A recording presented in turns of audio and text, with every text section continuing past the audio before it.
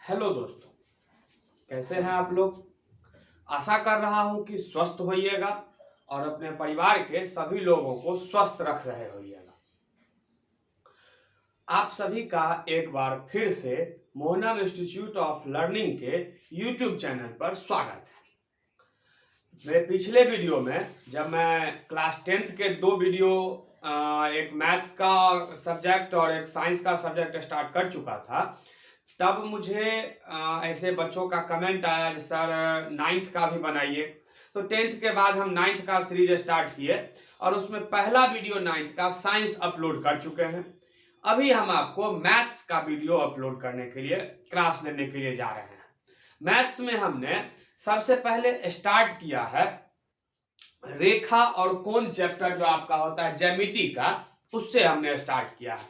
एक interesting topic होता है यह, बच्चों को थोड़ा समझने में समस्याएं आती है, लेकिन हम लोग इसको धीरे धीरे आसान भाषा में देखते हुए चलेंगे और समझेंगे। देखिए, ज्यामिति की जो अवधारणा है वो वास्तविक रूप में आपके सोच और आपके तर्क के आधार पर में है। जितना आप तर्क कीजिएगा ज्यामिति आपके लिए उतनी आसान होगी, और जितना आप तर्क नहीं करना पसंद कीजिएगा तो ज्यामिति धीरे धीरे मुश्किल होती हुई चली जाएगी। और हम लोग एक बिहार के होने के नाते, बिहारी होने के नाते प्रिस्क्रिप्शन बना हुआ है ऐसा अदर स्टेट के लोगों का कि इसका ज्यामिति बढ़िया होगा ही क्यों। हम लोग इफ, बट, अगर, मगर, लेकिन बहुत निकालते हैं। इसलिए हम लोग तर्क करेंगे तो उस तर्क को जो हम लोग बाह्यात से कार्यों में लगाते हैं, काम में लगाते हैं, उसको हम लोग अपने ज्यामिति में लगाएंगे और यहां सीखेंगे। ध्यान दीजिए, सबसे पहला जो हमारा है रेखा और कोण चैप्टर, लाइन एंड एंगल। इसमें सबसे पहला टॉपिक जो हमारा होता है वह बिंदु है। अच्छा, बहुत सारे लोग बिंदु का परिभाषा आपको कहते हुए मिलेंगे कि वैसी ज्यामिति आकृति जिसमें न लंबाई हो, न चौड़ाई हो, न ऊंचाई हो। सोच करके आप 1 मिनट के लिए देखिए, क्या कोई ऐसी परिकल्पना संभव है किसी आकृति की जिसमें लंबाई, चौड़ाई, ऊंचाई कुछ हो ही नहीं? ऐसी परिकल्पना संभव नहीं है। तो हमारे लिए बिंदु है क्या? यह केवल एक डॉट है, यह एक निर्दिष्ट करने वाला जगह है कि हमने जो भी काम है वो यहां से शुरू किया है। यहां के लिए कुछ निर्दिष्ट जगह होना चाहिए, उसी को हम बिंदु कहते हैं। इसका कोई भाग नहीं है। गणित में इस बिंदु के परिभाषा के लिए लिखा जाता है, बिंदु वह है जिसका कोई भाग नहीं होता। A point has no part. बिंदु का कोई भाग नहीं होता। इसे अंग्रेजी के बड़े अक्षर से सूचित करते हैं। इसके द्वारा किसी स्थान विशेष को चिन्हित किया जाता है। स्थान विशेष को क्या किया जाता है? मान के चलिए हमको यहां पर कुछ लेना था तो हम एक जगह लिए और इसको डॉट दिए और कहे हम यहां से शुरू कर रहे हैं, तो ये हमारा हो गया पी। अब इसका मतलब है कि एक जो है सो कोई चीज है जो पी से कहीं जा रहा है, पी से शुरू हो रहा है, तो वो शुरुआत चिन्हित करने के लिए होता है। अब है अगला रेखा। लोग कह देते हैं कि आपके किताब में भी लिखा हुआ है चौड़ाई रहित लंबाई को रेखा करें, मतलब केवल लंबाई हो। सोच के देखिए आप जरा, यदि केवल लंबाई हो, मतलब केवल लंबाई, थोड़ी सी भी मोटाई, चौड़ाई, ऊंचाई नहीं हो, तो एक विमा से क्या संभव है? नहीं संभव है। हम सीधा कहेंगे बिंदुओं का समुच्चय या समूह। सोच के देखिए, एक बिंदु यहां पर, दूसरा इसके बगल में, तीसरा इसके बगल में, चौथा इसके बगल में, पांचवा, छठा, सातवां, आठवां, इस तरह से असंख्य बिंदु का जब समुच्चय होता है तो एक लाइन प्राप्त होता है। बिंदुओं का समूह रेखा होता है। इसे अंग्रेजी के छोटे अक्षर से सूचित किया जाता है। देखिए यहां पर हम आपको एक रेखा दिखाए हैं यहां पर, और इसका छोटा अक्षर एल से सूचित करते हैं। देखिए यह जो इसका दोनों ओर है, तीर के चिन्ह से आपको दिखाया गया है, इसका मतलब होता है कि इसको आप अनंत तक बढ़ाते चले जाइए, कोई प्रॉब्लम नहीं है। इसका मतलब हुआ रेखा के दोनों ओर को, दोनों ओर अनंत तक बढ़ाया जा सकता है। उसके बाद हमारा है किरण। तो वैसी रेखा जिसका एक बिंदु से शुरू हुआ और दूसरा पता नहीं कहां तक जा रहा, मतलब अनंत तक जा रहा है, एक नियत बिंदु से होता है, वैसी रेखा जिसका एक नियत बिंदु होता है, मतलब एक नियत बिंदु है, दूसरा पता नहीं, किरण कहलाता है। रेखाखंड वैसी रेखा जिसका दो निश्चित बिंदु हो, मतलब दोनों जगह रेखा है लेकिन दोनों इंड पॉइंट है, दो अंत बिंदु है, दो निश्चित बिंदु, अर्थात यह एक रेखा है, देखिए यहां, अब एक यहां से ले लिए और एक यहां से ले लिए, या ए नाम दे दिए या बी नाम दे दिए, इसको उठा के यहां लिख दिए, दो अंत बिंदु, दो सीमित लंबाई। अब इस रेखा का यह क्या है, सीमित लंबाई है। सीमित लंबाई का रेखा रेखाखंड कहलाता है। सीमित लंबाई का जब रेखा हो तो क्या कहलाता है, रेखाखंड कहलाता है। अब आप ध्यान से समझने का प्रयास कीजिए, कोई रेखा होगा, उसका जब एक बिंदु निश्चित करके उसको अनंत तक बढ़ाइएगा तो वह किरण हो जाएगा।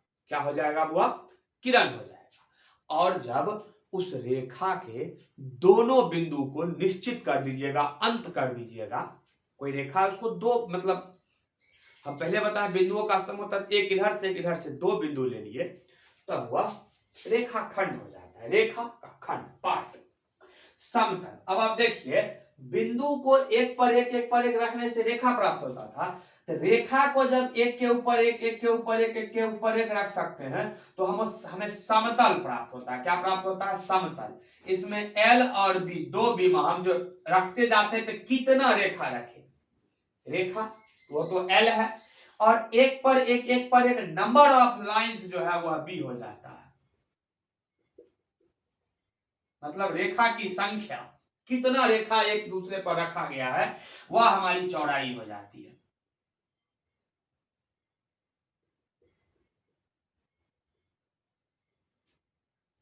ऐसे सोचिए, यदि इसमें 100 बिंदु है, अब 100 बिंदु एक दूसरे के ऊपर, इसको हम जो है इस रेखा की लंबाई कहते हैं। अब 100 बिंदु एक दूसरे के ऊपर कितना रखा हुआ है, वह उसकी क्या हो जाती है, चौड़ाई। और इस तरह से लंबाई और चौड़ाई के मिलने से क्या बन जाता है, हमारा समतल बन जाता है। हम परिभाषा क्या कहते हैं, रेखाओं का समूह या समुच्च समतल होता है। रेखाओं का समूह या समुच्च जो है सो समतल होता है। आप लोग, हम आशा कर रहे हैं कि इतना समझ गए होइएगा। बहुत आसान सी भाषा में हम आपको चारों चीज, पांचों चीज को समझाने का प्रयास किए हैं। आप लोग वीडियो को पॉज कर लीजिए और हम साइड में हो जाते हैं, स्क्रीनशॉट लेकर के रख लीजिए। आप लोग स्क्रीनशॉट लेकर के रख लिए होइएगा। अब हम वापस अगले स्लॉट में आते हैं। अभी हम लोग बिंदु, रेखा, रेखाखंड, किरण और समतल को देखे थे। हमारा जो अगला स्लॉट है वह कोण के आधार पर कोण को जानना है। कोण जानने के लिए सबसे पहले आइए बात करते हैं, कोण होता क्या है। कोण अंग्रेजी होता है एंगल, होता क्या है इस पर जरा बात करते हैं, ध्यान से सुनिए। अभी हम लोग किरण को पढ़े थे, दो किरण जब किसी बिंदु पर मिलती है, देखिए एक किरण इधर से, दूसरा, मतलब दोनों किरण का जो निश्चित बिंदु हो वह एक हो, हम क्या लिखे हैं, दो किरण के सम्मिलन स्थल पर, मिलने वाले स्थल पर जो फैलाव अथवा झुकाव, देखिए इधर से बाहर से जब दिखाएंगे तो फैलाव होगा और अंदर से जब दिखाएंगे तो वह झुकाव होगा। यह हमारा क्या है, फैलाव, अंदर से दिखाएंगे तब झुकाव। तो फैलाव अथवा झुकाव उत्पन्न होता है उसे कोण कहते हैं। क्या, किसको कोण कहते हैं, दो किरण है उसके सम्मिलन स्थल पर, देखिए यहां ध्यान से, एक ऐसे किरण जा रहा था इसके सम्मिलन स्थल पर, अब ये इसका फैलाव है, अब बाहर से जब दिखा रहे होंगे वह उसका फैलाव होगा और अंदर वाला इसका झुकाव होगा। तो फैलाव और झुकाव को हम लोग क्या कहते हैं? कोण कहते हैं। कब? जब किरण के सम्मिलन स्थल पर होता है तब। जिस जगह पर कोण बन रहा होता है, जिस बिंदु पर, उसका नाम लिखते वक्त उसको हमेशा बीच में रखा जाता है। कहां रखा जाता है? बीच में। और उसके दोनों सिरे से नाम लेते हैं, जैसे कि ए ओ बी, इसको हम लिख सकते हैं बी ओ ए, दोनों में से कोई लेके चल सकते हैं। अब आइए हम देखते हैं कोण के प्रकार को। माप, देखिए कोण का प्रकार दो आधार पर में पता चलता है। एक होता है माप के आधार पर और दूसरा होता है गुण के आधार पर, प्रॉपर्टी के आधार पर। तो पहले हम लोग माप के आधार पर देखेंगे। आप लोग पहले भी इस माप के आधार पर वाले कोण को देखे हुए होइएगा। इसमें कुछ बातें नई होगी और कुछ ऐसी होगी जिसको आप लोग पहले से पढ़े हुए होइएगा। कोण के प्रकार माप के आधार पर, देखिए सबसे पहला हमारा है शून्य कोण, जीरो एंगल। तो 0 डिग्री का जो कोण होता है उसको शून्य कोण कहा जाता है। 0 डिग्री का कोण शून्य कोण कहलाता है। अभी हम इमेज नहीं बनाए हैं, पहले डेफिनेशन आपको स्लॉट में दिखा रहे हैं, फिर आपको इमेज से दिखाएंगे। 0 डिग्री का कोण जो होता है वह शून्य कोण कहलाता है। दूसरा है हमारा न्यून कोण। 0 से बड़ा और 90 से छोटा, दो बातें। 0 से बड़ा और 90 से छोटा कोण न्यून कोण होता है। समकोण, 90 डिग्री का जो कोण होता है वह समकोण होता है। 90 डिग्री का कोण कौन सा होता है? समकोण होता है।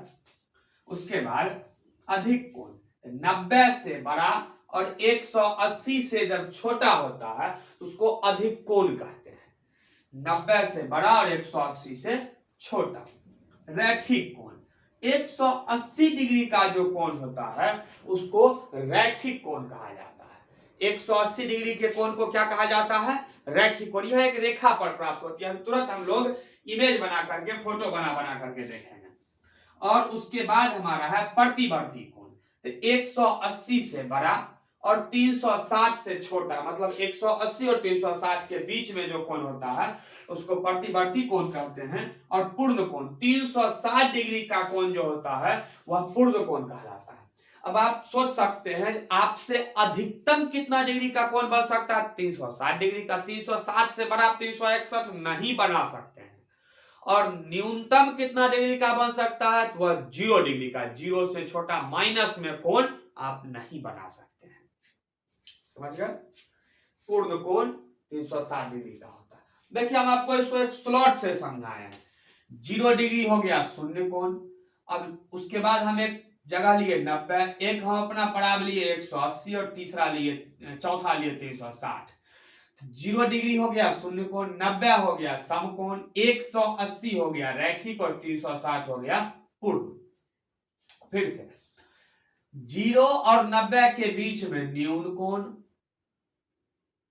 90 और 180 के बीच में अधिक कोण, 180 और 360 के बीच में प्रतिवर्ती कोण। मतलब प्रतिवर्ती कोण 181 डिग्री का भी होगा और 359 डिग्री का भी होगा, लेकिन 180 और 360 प्रतिवर्ती में नहीं आएगा। हम उम्मीद करते हैं कि इतनी बातों को आप लोग समझ गए होइएगा। आप इसको वीडियो को पॉज करके स्क्रीनशॉट लेकर के रख लीजिए और उसको नोट बराबर करते रहिए। जब तक आप लिखिएगा नहीं आपको ये सभी बातें समझ में नहीं आएगी। आप उसको पहले स्क्रीनशॉट लेकर के रख लीजिए और फिर हम आगे के स्लॉट में चलेंगे। हमारा थर्ड स्लॉट जब आएगा, इमेज बना करके, फोटो बना करके आपको यह सबको हम दिखाएंगे। हम साइड होते हैं, आप स्क्रीनशॉट लेकर के रख लीजिए। आइए हम लोग स्क्रीनशॉट आप लोग कर लिए होइएगा और हम लोग अब आगे बढ़ते हैं। जब हम आगे बढ़ रहे थे, हम अभी आपको परिभाषा समझाए हैं। अब हम चित्र के द्वारा इन सभी कोण को समझने के लिए चलते हैं। देखिए एक किरण होगी ओ ए यहां तक, ठीक उसी पर जब दूसरा किरण छोटा या उससे बड़ा आ जाता है तो एक किरण ऐसे है, उस पर दूसरा किरण आ गया तो दोनों किरण के बीच फैलाव या झुकाव तो है ही नहीं। और जब फैलाव या झुकाव नहीं है तो वह जीरो है, शून्य फैलाव अथवा झुकाव है, और ऐसा कोण क्या कहलाता है? शून्य कोण कहलाता है। लेकिन वही किरण जब उठता है थोड़ा सा, देखिए थोड़ा सा उठा, हम मान लेते हैं यह जब हम आप मापने के लिए जाइएगा 30, तो लगभग यह 30 डिग्री के अप्रॉक्स में होगा, तो इसको जब 30 डिग्री है तो न्यून कोण हो जाएगा, एकदम सीधा खड़ा है। जब चांद से प्रोटेक्टर से इसको हम मापते हैं, यह 90 के रूप में आता है हमारे सामने, और इसलिए यह कैसा कोण हो जाता है? समकोण हो जाता है। प्रोटेक्टर पर मापने के लिए आपको इस बिंदु को उसके मूल बिंदु पर रखना पड़ता है। यहां पर देखिए किरण और इधर की ओर गया है विपरीत दिशा में, तो AOB बराबर यहाँ 120 डिग्री है, और जब 120 है तो 90 से बड़ा है, तो इसको अधिक कोण कहते हैं। अब देखिए दो विपरीत किरण, एक ईस्ट में जा रही थी, दूसरी वेस्ट में जा रही थी, दोनों बिंदु O पर मिली, एकदम विपरीत होगा तो उसको कहते हैं 180 डिग्री का वह कोण बना रहता है, रेखा बन जाती है, और इसीलिए इसको रैखिक कोण कहते हैं। अब ध्यान दीजिएगा, हम इसको VVI के रूप में आप समझ लीजिए पूरे चैप्टर में, जब एक रेखा होगी तो उस पर कितना डिग्री का कोण बनेगा? 180 डिग्री का कोण बनेगा। अब और प्रतिवर्ती कोण, इसको भी ध्यान से समझना है। देखिए ये कोण है, ये तो अंदर वाला न्यून कोण हो जाएगा, और इसके बाहर के फैलाव को जब आप देखने के लिए चलिएगा वह आपका अधिक कोण हो जाएगा। कैसा कोण हो जाएगा? प्रतिवर्ती कोण हो जाएगा, बाहर के फैलाव को देखने के लिए चलेंगे। न्यून कोण के भी यदि बाहर के फैलाव को देखिएगा तो भी प्रतिवर्ती है, समकोण के बाहरी फैलाव को देखिएगा तो यह भी प्रतिवर्ती कोण है, अधिक कोण के बाहरी फैलाव को देखने के लिए चलिएगा तो यह भी प्रतिवर्ती कोण होगा। लेकिन 180 ऊपर भी 180 नीचे भी, यहां कुछ नहीं होगा। और देखिए यह पूरा का पूरा घूम के चक्कर लगा करके ए से चला था OA, और OA डैश के रूप में सामने आया, एक वृत्त बना लेता है जिसको 360 डिग्री कहते हैं, और यह पूर्ण कोण हो जाता है। अब हम उम्मीद कर रहे हैं कि आप रैखिक और प्रतिवर्ती ये दोनों अच्छे से समझ गए होंगे। अब आप फिर से इसको पॉज करके स्क्रीनशॉट ले लीजिए।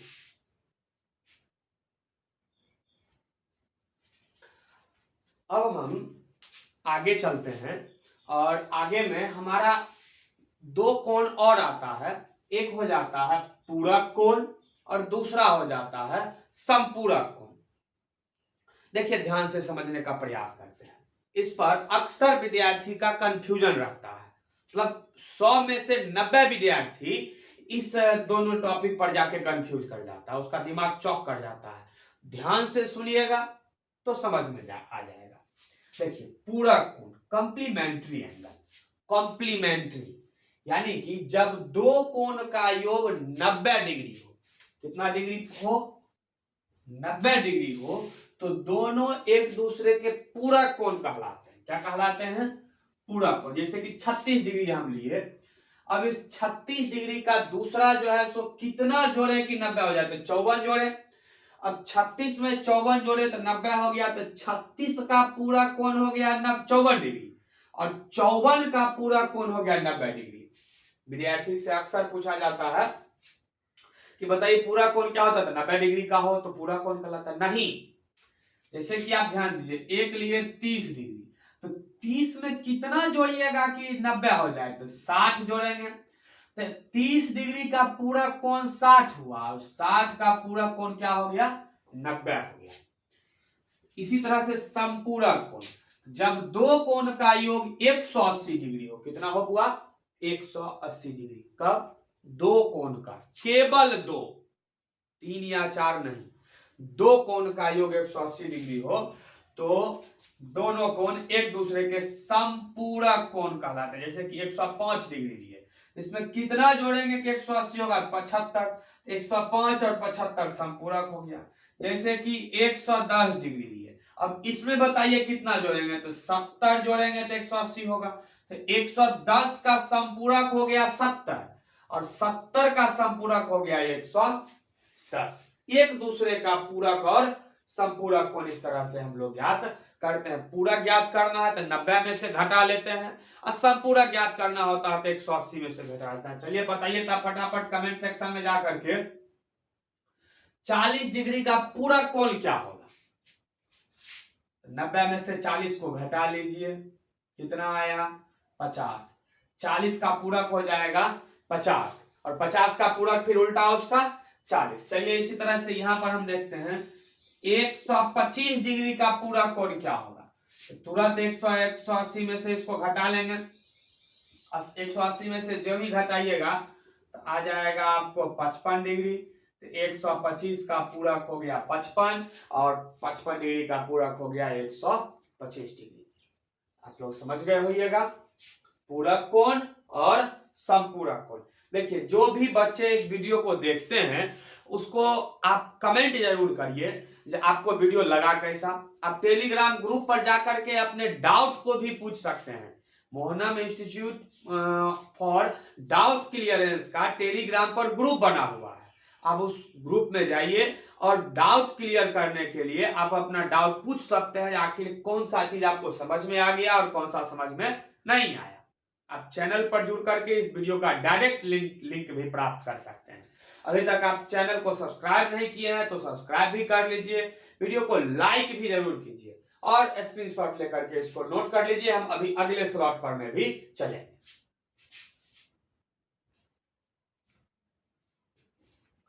आप लोग स्क्रीनशॉट ले लिए होइएगा। अब हम इस वीडियो के आखिरी कड़ी में पहुंच चुके हैं, इस क्लास के आखिरी कड़ी में। इसका पार्ट होगा, इस चैप्टर जो रेखा और कोण था उसका पार्ट जाएगा। आपके बुक में यह 3 भाग में बटा हुआ है, तो यहाँ पर आपको 6 क्लास इसके लिए जाएंगे। एक चैप्टर के लिए 2 क्लास। एक क्लास में आपको हम थ्योरी बताएंगे और दूसरे क्लास में आपको जो प्रॉब्लम्स होगा उस प्रॉब्लम को कैसे बनाना है ये हम सिखाएंगे। सभी प्रॉब्लम तो नहीं बता पाएंगे, उसके लिए आपको हमारे टेलीग्राम के डाउट क्लियरेंस वाले ग्रुप में जाना पड़ेगा। देखिए अभी हम कोण के प्रकार को पढ़े थे और यह जो कोण का प्रकार था वह माप के आधार पर में था, लेकिन अब जो हम पढ़ने के लिए जा रहे हैं वह उसके गुण के आधार पर में, प्रॉपर्टी के आधार पर में है। और उसके आधार पर हमारा सबसे पहला कोण है आसन्न कोण, एडजेसेंट एंगल। देखिए आसन्न, आसन्न का मतलब होता है ठीक बगल वाला। कौन होना चाहिए? बगल वाला कोण।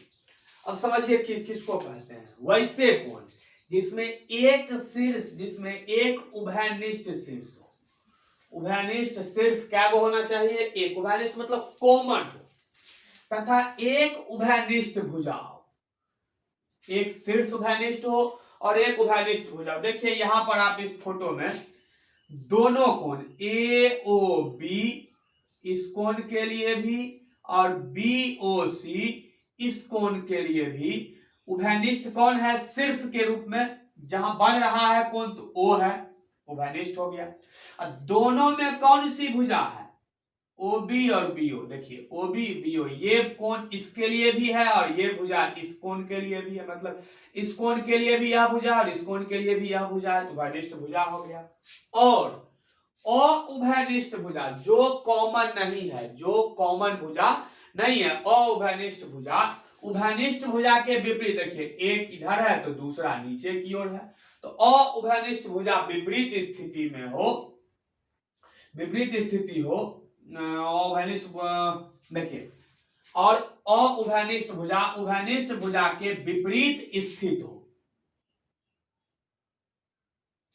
विपरीत स्थित हो तो वे दोनों कोण, तो वे कोण कैसे कहलाते हैं? आसन्न कोण कहलाते हैं। तब ये दोनों कैसा कोण हो जाता है? आसन्न कोण। 3 बातें ध्यान में रखने वाली। पहला, उभयनिष्ठ शीर्ष हो, वैसे कोण जिसके उभयनिष्ठ शीर्ष हो। दूसरा, उभयनिष्ठ भुजा हो। 3 बातें। पहला बात,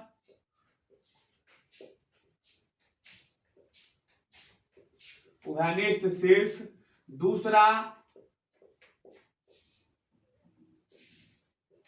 उभयनिष्ठ भुजा। और तीसरा,